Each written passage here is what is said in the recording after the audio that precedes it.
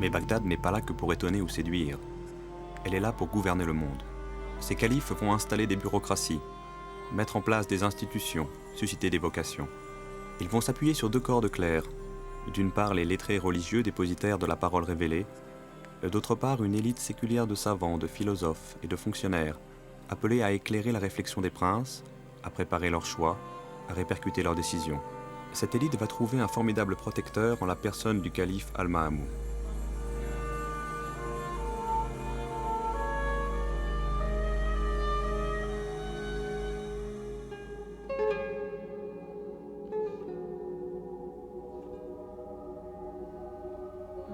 C'est Al-Ma'amoun qui a écrit la page la plus brillante de l'histoire intellectuelle de l'islam.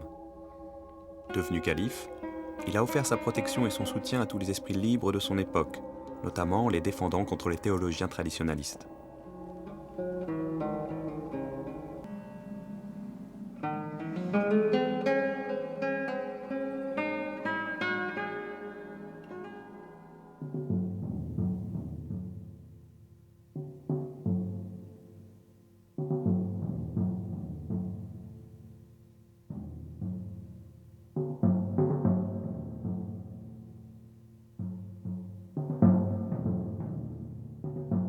Plus qu'aucun autre, Al-Ma'amoun a pris la mesure du défi posé au califat.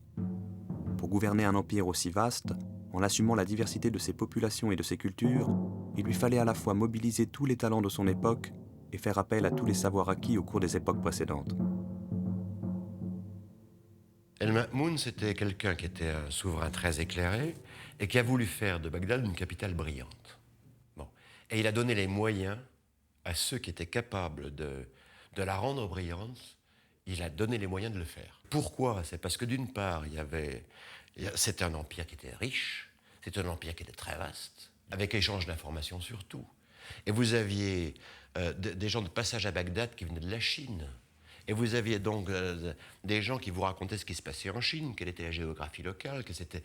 Bagdad, à l'époque, c'était au croisement de tas de choses au niveau culturel. Vous aviez tout le monde, l'ancien monde hellénistique.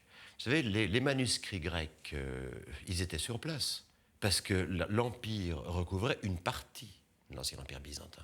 C'est-à-dire qu'on n'avait pas à aller chercher les manuscrits. Ils étaient dans les monastères, ils étaient dans les anciens centres culturels, les manuscrits étaient là. C'était pas un déplacement. Le passage d'une culture à l'autre n'était pas un passage d'un lieu à l'autre, c'était sur le même lieu que ça se faisait. Alors quand on avait besoin de manuscrits très particuliers, on allait éventuellement les chercher à Byzance, où on demandait à propos d'un traité de paix que des manuscrits soient mis dans la balance pour le traité de paix.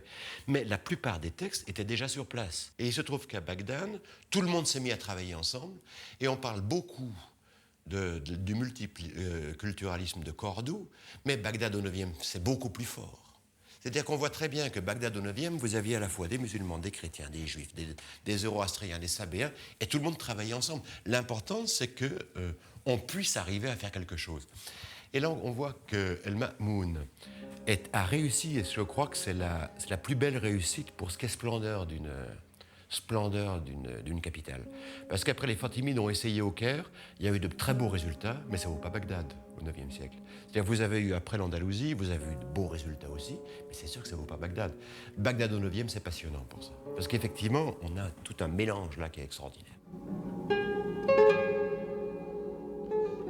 Al-Ma'amoun décide d'offrir aux savants de son temps le privilège de disposer de tous les savoirs antiques, traduits en une seule langue, l'arabe.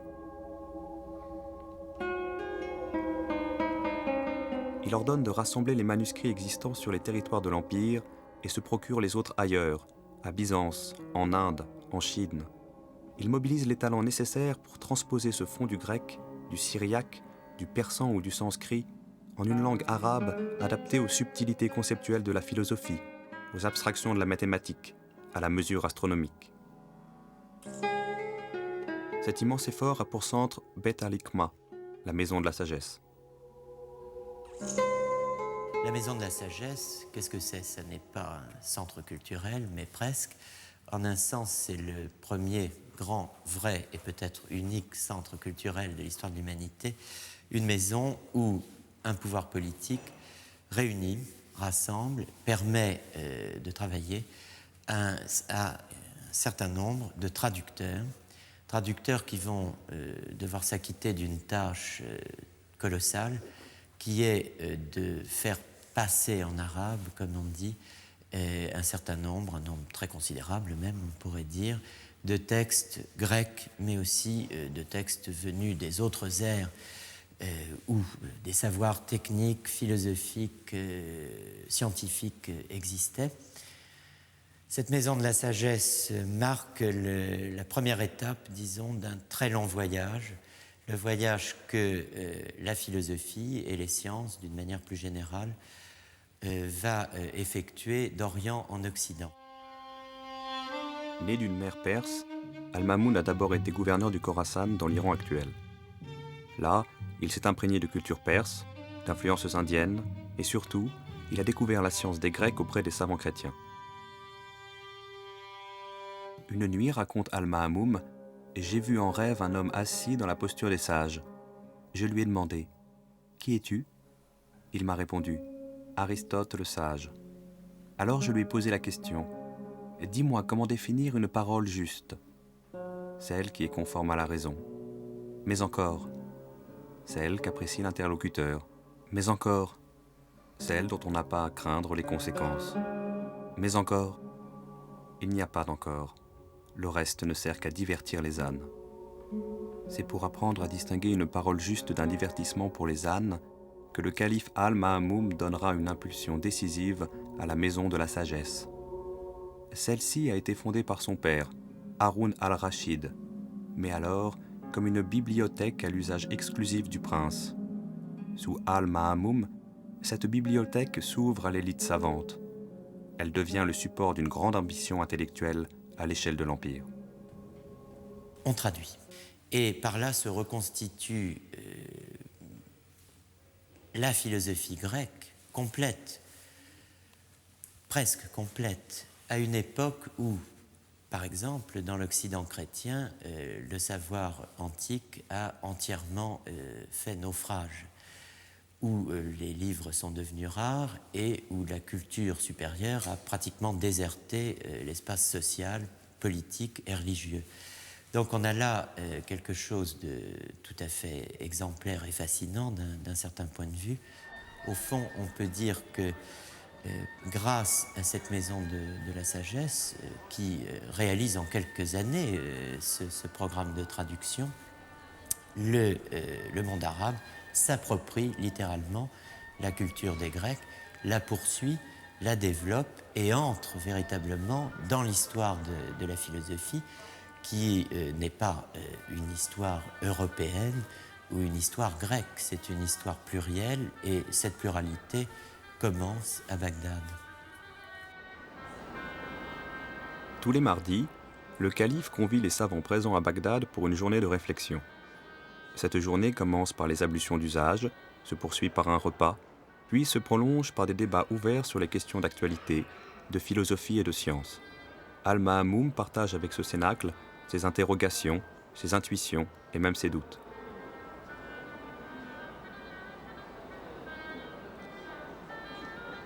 La maison de la sagesse de Bagdad devient un exemple à suivre. Elle essaime dans de nombreuses villes de l'islam, et cette fois non seulement chez les princes, mais aussi chez de grands notables, des hommes de culture, des médecins.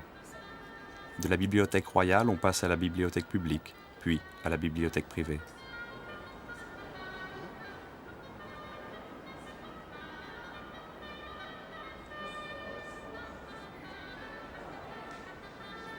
Et c'est à ce moment-là que la langue arabe, appelée à épouser la complexité des savoirs philosophiques et scientifiques, accomplit sa deuxième métamorphose. Le message prophétique a donné à cette langue sa puissance incantatoire. Les grammairiens du IXe siècle vont apporter à son répertoire profane une richesse et une rigueur exceptionnelles.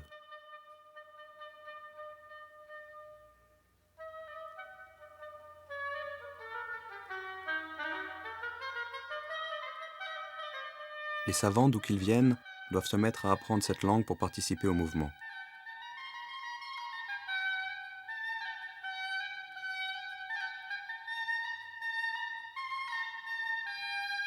Al-Biruni raconte « J'ai été élevé dans une langue, celle du Khorezm, où la science se trouverait aussi à l'étroit qu'un chameau dans une gouttière. Je me suis donc mis à apprendre l'arabe et le persan. Mais notre religion et l'Empire sont arabes. C'est pourquoi les sciences de toutes les régions du monde ont été traduites dans la langue des Arabes. Aussi se sont-elles embellies, ont-elles pénétré les cœurs, et la beauté de la langue a coulé dans les veines et les artères de tous.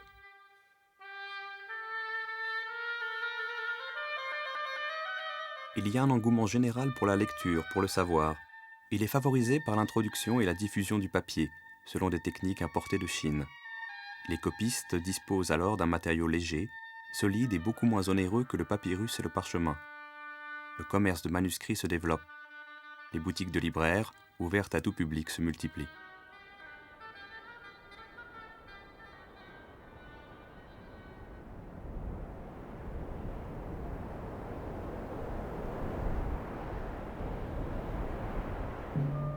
Le livre devient le vecteur d'un mouvement intellectuel qui touche à tous les domaines du savoir. C'est ainsi que l'inestimable gisement des manuscrits grecs, que l'Europe avait oublié et que Byzance se refusait à exploiter pour des raisons dogmatiques, peut réintégrer dans la langue des Arabes le flux vivant de la pensée universelle.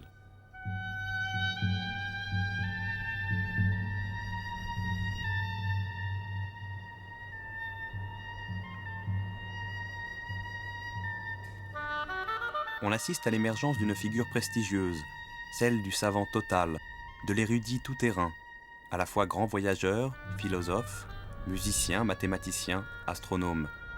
Précurseur des encyclopédistes du XVIIIe siècle, ces savants abordent librement tous les sujets intéressant les fondements de la cité, en même temps qu'ils pratiquent la médecine, la chimie ou la botanique.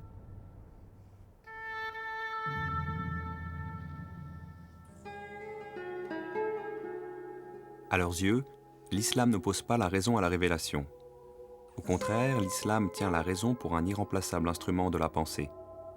Il lui assigne même pour mission d'éclairer la révélation.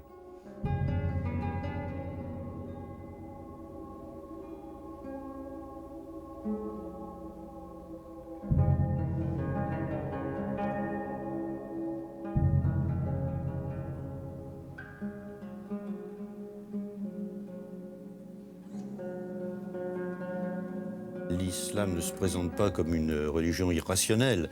Il y a des aspects dans le Coran, c'est bien connu, qui prônent la réflexion. Et les sciences islamiques s'étaient déjà formées, étaient rompues à la discussion, etc. Donc ce n'était pas... il y avait toute une armature rationnelle. Mahmoud, il a voulu, je pense, si on prend le problème de ce point de vue-là, sa décision politico-culturelle a consisté à introduire un usage de la raison que les musulmans n'avaient pas inventé, qui avait été inventé par d'autres, mais qui pouvait avoir son intérêt. Et ce qui me confirme dans cette idée, c'est un passage d'ailleurs assez connu du philosophe Al-Kindi, qui a été d'ailleurs très bien en cours auprès de Mahmoud. Au début de son livre de la philosophie première, il donne son programme, et son programme philosophique, son programme de philosophe, c'est de rassembler tout ce que les philosophes ont trouvé dans les temps précédents, de faire passer cela en arabe, de le mettre à la portée de l'époque, et de cette façon-là, de compléter la philosophie. Et qu'est-ce que ça veut dire compléter la philosophie? On le voit par l'intention générale de son œuvre, c'est retrouver ce qui a été inspiré aux prophètes d'un seul coup, et que les hommes mettent des siècles à retrouver.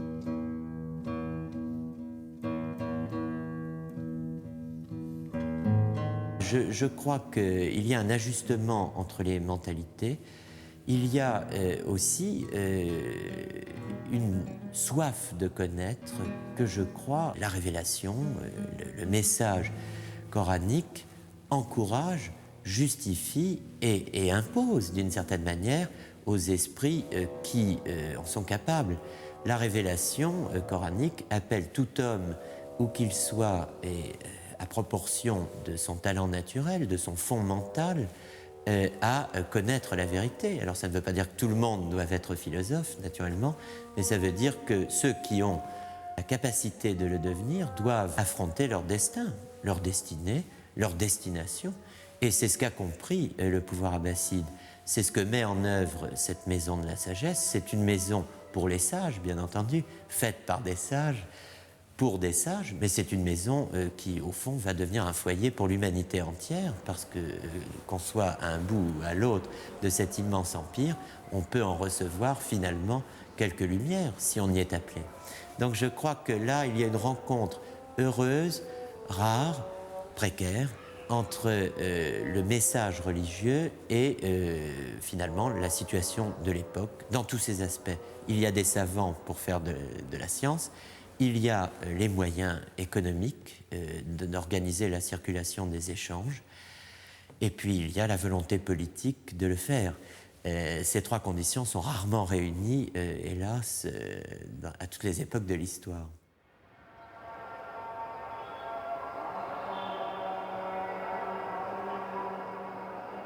Recherche, débat, controverses passionnées suscitent un bouillonnement intellectuel qui exaspère les lettrés traditionalistes. Pour ces derniers, la liberté de conscience va trop loin. Elle risque de mettre en question l'omniscience divine.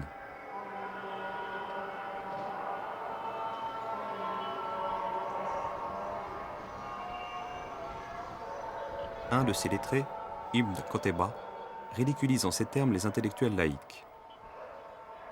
Le fin du fin, pour eux, est de lire des choses sur la marche des astres, de s'intéresser à la logique, alors qu'ils ne comprennent rien à la loi de Dieu.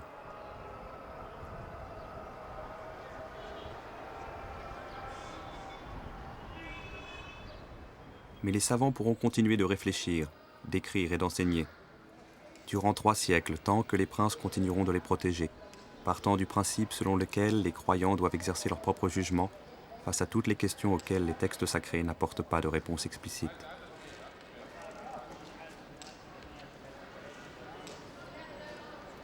Le vrai titre de gloire de Bagdad au cours de cet âge d'or, il est là. C'est d'avoir osé penser que l'homme pouvait accéder, par l'expérience et la raison, à des vérités qui, loin d'insulter à la parole de Dieu, permettaient au contraire de l'éclairer. Que les savoirs profanes, acquis ici-bas, convergeaient naturellement vers cette parole, comme vers leur clé de voûte, dans le ciel.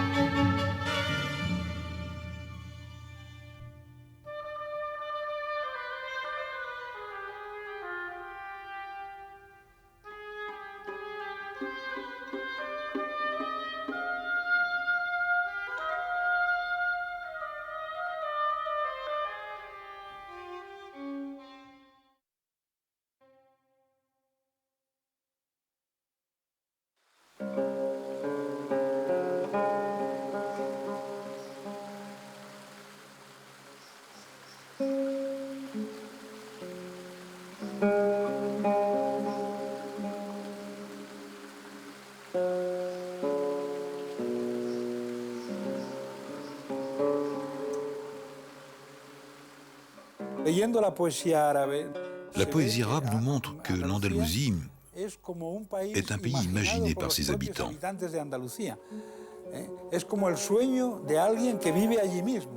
Il semblerait que ces habitants l'aient construite à l'image de leurs rêves. Alors ils ont développé l'agriculture, le jardinage, le monde urbain, la cuisine, une façon de comprendre le temps, la poésie, la relation avec les femmes, toute une série de valeurs qui, en fin de compte, représentent le rêve arabe. De nos jours, lorsqu'un arabe parle de l'Andalousie, il parle encore d'un rêve, d'une puissance, de son califat. Mais en réalité, il parle d'une grande œuvre, d'un immense décor dont le monde arabe avait besoin à cette époque pour se réaliser pleinement.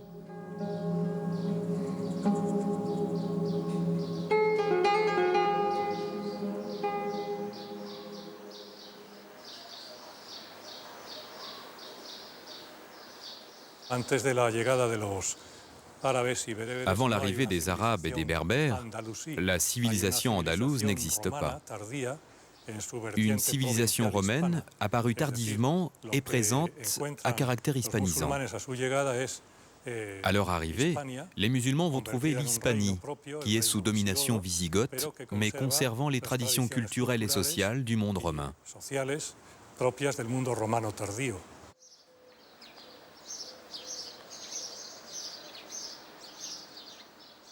C'est en 710 qu'un comte chrétien, Julien, se rend auprès du gouverneur musulman de l'Afrique du Nord, Moussa ibn Nusayr, pour faire miroiter à ses yeux toutes les richesses de l'Espagne. Il insiste sur la facilité avec laquelle Moussa pourrait les conquérir, du fait de l'irrémédiable décomposition politique du pays. Tenté mais hésitant devant les risques, le gouverneur consulta d'abord Damas, où le calife omeyyade finit par autoriser une simple expédition de reconnaissance, avec cette recommandation: gardez-vous bien d'exposer les musulmans au danger d'une mer démontée. Les Arabes ne possédant pas d'embarcation, c'est le comte Julien qui dut fournir les 4 bateaux sur lesquels furent transportés les 300 fantassins et 100 cavaliers qui firent la première expédition. Simple razzia, mais concluante puisqu'elle sera suivie en 711 d'une deuxième expédition beaucoup plus conséquente, sous la direction de Tariq, qui allait donner son nom au détroit, Djibal Tariq, devenu Gibraltar.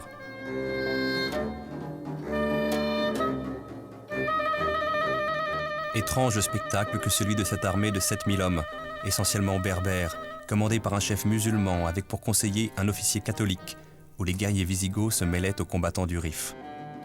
Les succès de cette armée furent si rapides que le gouverneur Moussa décida en 712 de passer à son tour le détroit, à la tête d'une armée cette fois surtout composée d'Arabes. Il devait ensuite faire sa jonction avec les soldats de Tariq, à la hauteur de Tolède. Bientôt maître de la plus grande partie de l'Espagne, Moussa se montra d'une grande magnanimité envers ce pays dont la conquête avait été si facile. Il le récompensa en instaurant un régime des plus tolérants. On raconte même qu'il reprocha amèrement à Tariq d'avoir inutilement versé le sang de quelques chrétiens lors de la seule vraie bataille qu'il avait eu à livrer jusqu'à Tolède.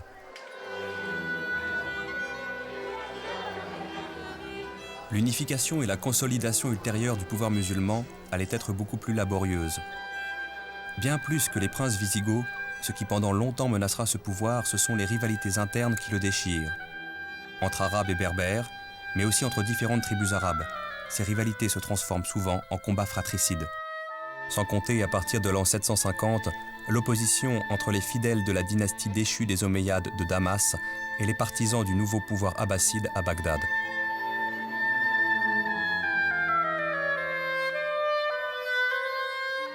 L'Andalousie sera justement le terrain de la revanche des Omeyyades sur les Abbassides. Un jeune prince omeyyade, seul rescapé du massacre de sa famille, va réussir à gagner l'Espagne et à fédérer sur son nom les principales forces musulmanes. Un émirat omeyyade est créé, avec Cordoue pour capitale, qui parviendra peu à peu à stabiliser ses bases politiques et à établir en Espagne une suprématie musulmane incontestée. Au début du Xe siècle, Abdelrahman III fera de Cordoue la capitale d'un califat rival de Bagdad.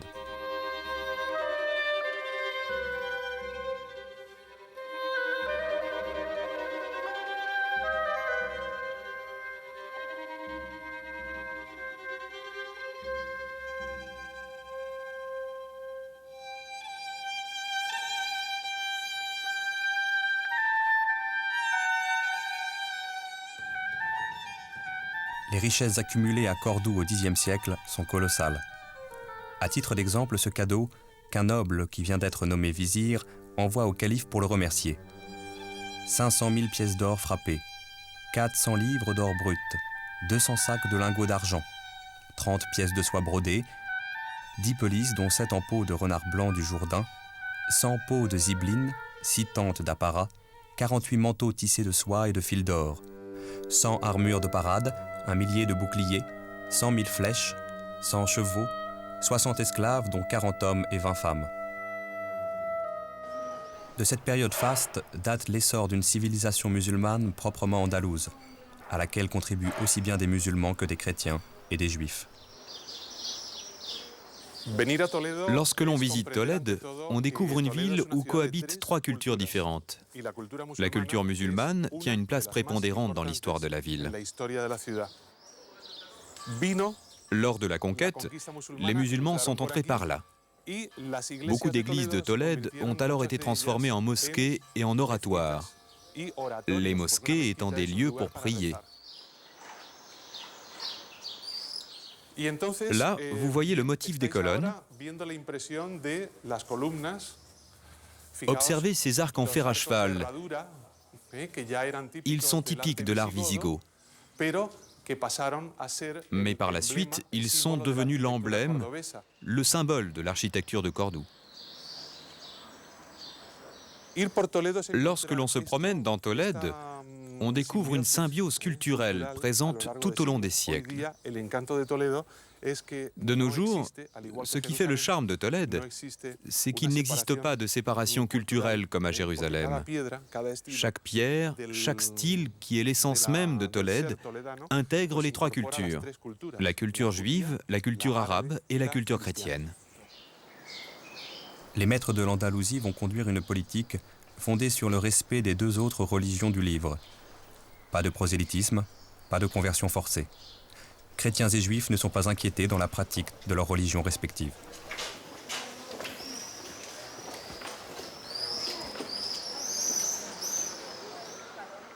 Même lorsque l'on assiste à des conversions massives de chrétiens, désireux de bénéficier du statut fiscal préférentiel accordé aux musulmans, les communautés restées chrétiennes continuent de prospérer à l'abri des persécutions. Elles gardent leurs églises, leurs couvents, des chefs chrétiens responsables, des percepteurs spéciaux. Elles ont même des magistrats appliquant sous le contrôle de l'administration musulmane le code gothique du Liber Judicum.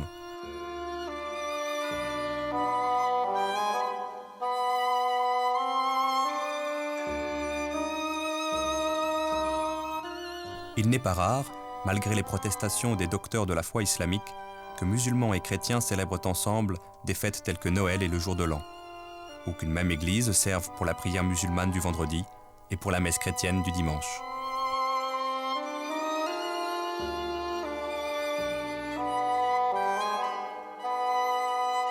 Juifs et chrétiens vont occuper des postes parfois importants dans l'administration musulmane, certains d'entre eux devenant des familiers ou des conseillers des califes et des princes. Lorsqu'à certains moments des fanatiques catholiques provoquent délibérément le pouvoir en proférant des insultes publiques contre l'islam, ils sont condamnés à mort, mais généralement désavoués par leurs propres coreligionnaires. Quant aux Juifs, ils maintiennent une loyauté totale à l'égard de l'administration califale.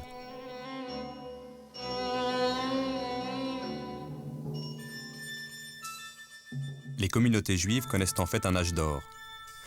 Parce qu'elles étaient soumises à des persécutions continuelles sous les pouvoirs wisigoths, elles se sont réjouies de l'arrivée des armées musulmanes et n'auront qu'à s'en féliciter par la suite. Les Juifs vont jouir d'une liberté religieuse qu'ils n'ont jamais connue auparavant. Ils vont recevoir une partie des biens confisqués aux nobles qui ont fui devant les armées musulmanes. Et surtout, fait unique dans l'histoire des Juifs, ils vont être associés à la défense des villes où ils sont concentrés. Leurs hommes sont mobilisés dans les garnisons militaires mises en place par le pouvoir islamique.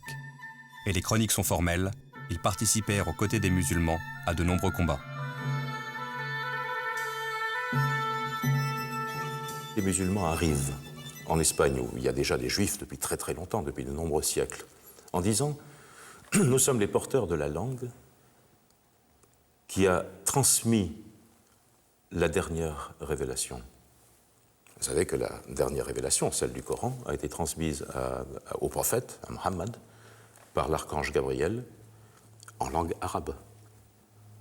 Le juif répond « Oui, mais nous sommes porteurs de la langue de la première révélation. » Et c'est de là que tout part, et même le Coran le reconnaît. Il s'établit une émulation, une guerre au sens noble du terme, c'est-à-dire qu'entre les deux langues, entre les deux cultures, entre les deux pensées, il y a émulation. Et c'est le moment certainement le plus riche de l'histoire de l'Espagne. Il est dit dans le Coran que les gens du livre seront sauvés. Ce qui est assez unique, parce que les autres grandes religions monothéistes ne reconnaissent pas comme gens du livre des gens qui ne sont pas de la religion propre. Donc c'est déjà un élément de tolérance. Et il est vrai que sous le califat, sous l'émirat et sous le califat en Espagne, ce qu'on appelait les dhimmi, c'est ceux qui payaient l'impôt des non-musulmans, étaient protégés par le prince. Donc c'est un élément, si vous voulez, de tolérance. Al-Andalus est à son apogée lorsque le califat brille de tous ses feux, c'est-à-dire lorsque Tolède est sous l'influence islamique. Alors celui qui est de Tolède se dit être andalou parce que Al-Andalus ne se restreint pas seulement au sud de l'Espagne. Et en faire partie autorisait la pratique de n'importe laquelle des trois religions. La seule exigence des dirigeants du califat était la reconnaissance de leur souveraineté politique. Une fois cette reconnaissance acceptée, vous aviez le choix de votre religion, votre église, votre mosquée, votre synagogue, et vous pouviez vivre en paix. Je pense que c'est la grande leçon que nous donne Al-Andalus à notre pays, l'Espagne, mais aussi à tous ceux qui sont prêts à se tuer lorsque leurs opinions divergent. Et c'est pourquoi, lorsque l'on parle de l'épanouissement intellectuel de l'Andalousie, il faut y voir la pleine participation des trois religions du livre.